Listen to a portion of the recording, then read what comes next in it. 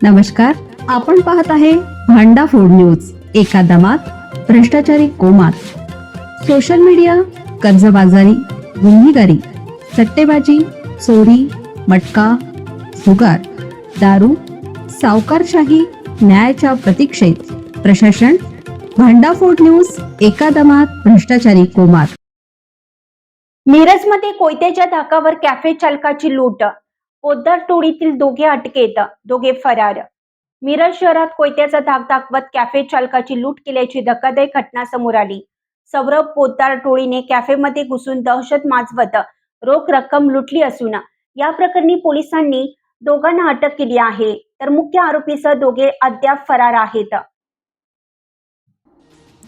मिरजमधील छत्रपती शिवाजी चौक परिसरात असलेल्या ब्रदर्स अड्डा या कॅफेमध्ये गुरुवारी रात्री सौरभ पोद्दार टोळीने कोयता घेऊन प्रवेश करत दहशत निर्माण केली.